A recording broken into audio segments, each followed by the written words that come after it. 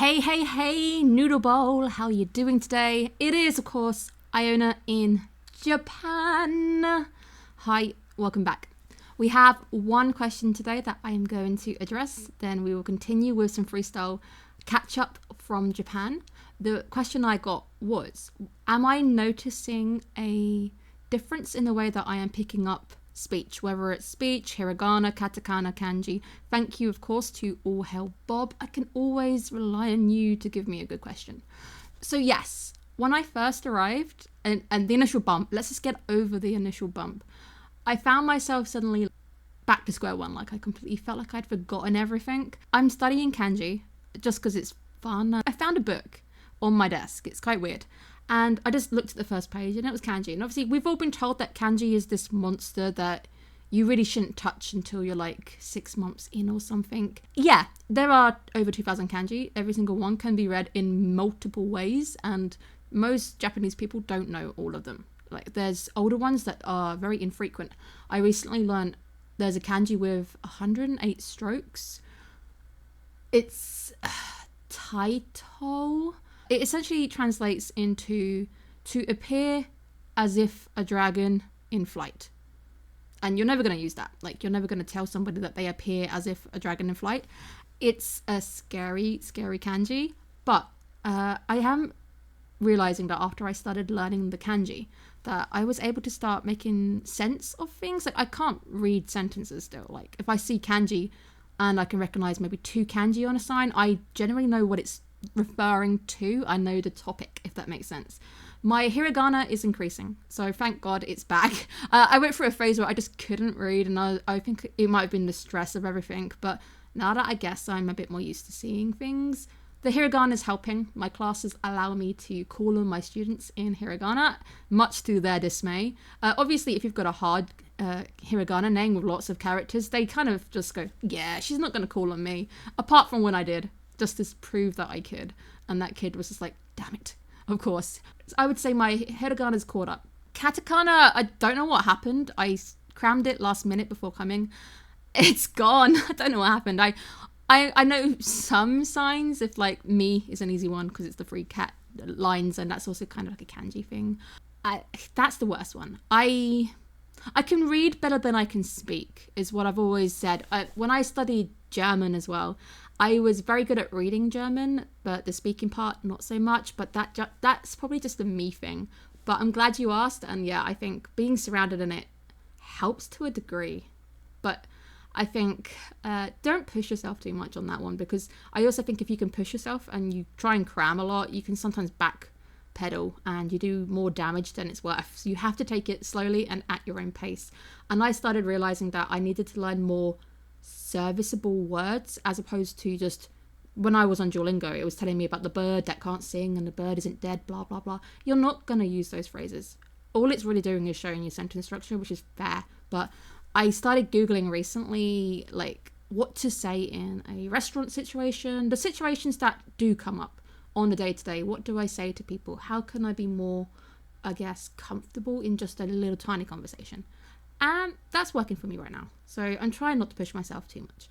But good question. So I recently, what have I been up to? I have been to Arata in Saga. Very, very beautiful place. Actually, feel like this place stole my heart a little bit. I wasn't expecting it to steal it that much, but it's in the middle of nowhere. Think one track. Think there's mountains both sides. There's like tiny little village. There's trees everywhere. There's like a torii gate. It's so beautiful, and it's known for Arata Porcelain Park, which is technically a few kilometers outside of Arata. So if you are going, taxi or the one bus that goes like every hour or something. It's so beautiful. I'm hopefully putting pictures. Wait, that side. Even it's the same. No matter what program I'm using, Iona is just mirrored. It's really weird for me. Kind of pretty, right? We have the blue back in the hair. It's cool. Again, thank you to the saviour, Miss Dom, who at least got it to this point, which is better than it was. And you guys have agreed I'm smoother. Still kind of creepy, right? I can't blink both eyes at once though, which is sad. I might have a play with the software at some point to see if I can just tweak it, because she also apparently, if I remember, can I do it? No, she has the ability to do faces, preset faces, but I physically don't remember the keys to do it, and I'm not in the program. I'm staring at OBS because OBS has tricked me before. But you guys don't need to know that. So I've done supermarkets. You guys actually kind of like the supermarket one.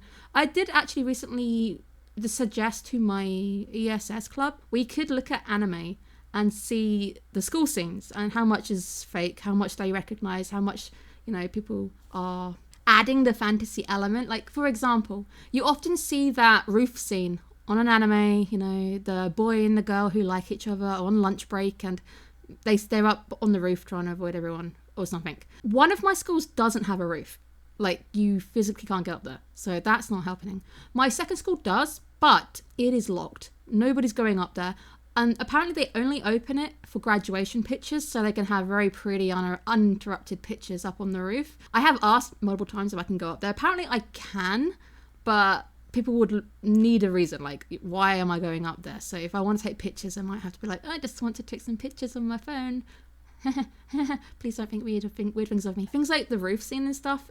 I think there's probably better schools which do probably have the roof and they can get up there, but no students really allowed up there without a reason. Stuff like that. I just was really curious to see how much was kind of added into anime and how much is kind of real or not. But I recently started watching, what was it?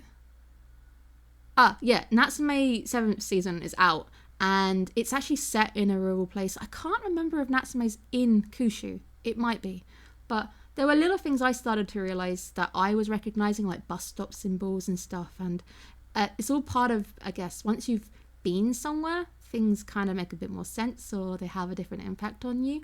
Also, when I suggested the Orb anime to you guys last week, I'm so glad there was a overall positive response.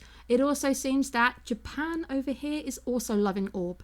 I don't know whether it's the case that you guys in the West just aren't seeing it, but obviously now I'm in Japan. There are a lot of people in Japan really liking this show. Like, the show is very popular over here in Japan, and I'm happy because it's a show that is more about its story and everything, as opposed to making it look good or making the characters just kind of likable. It's not that. It's a story that is there for a purpose, and it hopefully is going to keep blowing my mind, because I think after the first mind blow, I was like, what is this show? Like, where is this show even going? I've got a lot of praise for that show. More anime, I guess. I am still off with anime, but I am looking forward to next season in particular. We've got, of course, the Apothecary Diaries coming back, which I am over the moon about because I ship it. I ship it so hard. I don't know why. I really kind of got into the Mau Mau kind of thing, and Mau Mau is like my best girl, but I guess I slowly kind of came around to the idea of like how protective he is of her. I don't know, weird for me to say because I wasn't initially a Jinshi girl, but I like how protective he is of Mau Mau. And honestly, it got my heart fluttering. It's like, oh, okay, wasn't expecting that. That's probably why. Also, it's the season for rewatching of Kami-sama Hamajimi Mashita. I can say that better now. One of my favourite romance animes ever. I haven't started it yet. I seem to be putting it off, but I will get to it. But it's always around this time of the year I snuggle up with one of my favourite romance animes, which is Kami-sama Hamajimi Mashita, aka like God Kiss or something. It's fun. It's an old anime by this point. It's like 11 years of age, but I really, really enjoy it. And I don't know, it was the first anime where it ended season 2 and I was forced to reach for the manga, and I did. I just started reading it and I was like, I have to know what's going to happen. And by the end of it, I was in tears, like physically tears, because that show is just, I don't know, gets you in the feels, bruh. It really does. So I want more questions in the comments below. Let me know what you want to know. If there's aspects of Japan life you are curious about. Of course, we've got vending machines everywhere. There are vending machines literally outside my house. I can literally go down the stairs right now and be at a vending machine in about a minute, which is wild, but I appreciate it. And something I'm looking for, because the temperatures are now falling, we are gonna eventually get warmer drinks, and maybe there's something that I might try. I'm really hoping there's gonna be like consomme or something available, because I know there's gonna be like hot drinks. Maybe they do soup, question mark. Trips coming up, Shimane. So hopefully you guys are excited. In January, so yep, my first big trip is gonna be Shimane. It's a prefecture in Honshu. Had to think then. I booked it randomly on a whim, and I'm actually kind of really excited for Shimane, because even though the hotel's kind of There's a lot of really good things to do about Shimane, so I can't wait to bring you my review on Shimane Prefecture. I've done a prefecture. What did I do with you guys? I've done Oita with you guys. Oita was great. I love Oita. Like, Oita is so good. If you ever come into Kyushu, put Oita and Beppu on your list. Hiroshima, it's okay. It's a very touristy location. Maybe there's actually stuff to do that is off the beaten track, but didn't really have time to. Maybe, I don't know. I'm not motivated to go back. There's so many other prefectures that I want to do, so lots of excitement going on. So that's really all I've got to say. I just really wanted to give you an update, show you that I'm still alive, coping with Japan. The weather is cooling down a little bit now. Give me some questions down below. Thank you for your question, All Hell Bob. It was great. I have a few announcements that I have got coming up soon, so keep tuned. Also, check out my blog. I need to do another update on there as well, so keep watching. If you want to see actual pictures from Japan, follow my Instagram. I post irregular, only because I keep forgetting it's there. But there's pictures. Whenever there's like a photo dump, it's just because I'm like, oh, I forgot about this. Haven't put this up yet. But keep checking it out. And hopefully, guys, I'm going to bring more content to you. And also, actually, I almost forgot why I'm here. Right, so yeah. Why I also want to mention is, do you guys ever get Facebook ads and you're like, oh, okay, another Facebook ad? I was talking to my friend yesterday about going to see theatre or something, and then everything is West End, and you're like, oh, theatre, you know, Facebook, Google, watching me at every point. Recently, I've been eating a lot of good meat, so obviously I've been going to yakiniku and stuff, and recently I got an ad, and it was by the Meat Guys. I'll put the ad this side. Right here, for like 7,000 yen, just a little bit under. The exchange rate's so weird at the moment. I figured it's come to about £30 maybe UK. I saw this and I was like, you know what? I'm going to click it. I'm just going to do it. I don't normally buy into ads, but I figured if I do a video on I fell for a scam, it'd be cool. But I don't think this is a scam. I actually just want to feedback if it ends up being worth it or not. I still don't think it's worth it. Like they sent me a breakdown this morning of everything in my box, and there are 10 cuts of meat. Sure, there's some nice sauce in there too, and it's on its way. It's going to be here Monday after school, so I will do a unboxing as well. But it's just the quantities. Like there's like only one bit of bacon. I'm like, stingy. But honestly, I'm going to feed back to you guys. This is going to be our little pet project. If this turns out good, maybe we can do a series on buying things that Facebook recommends, if it's not too expensive. This one is manageable. And plus, I haven't had decent UK sausages in ages. Everything's all like American wiener dogs over here. It's not a sausage. It's not like Cumberland sausages or anything. It's not the same. And bacon as well. I found it recently in the expensive supermarket. So that's that. I haven't been to a butcher's yet. There is one in Saga I need to check out. But I'm excited. So let me know your thoughts down below. Have you used these guys before? I guess you guys don't get them because it's a Japan-based company.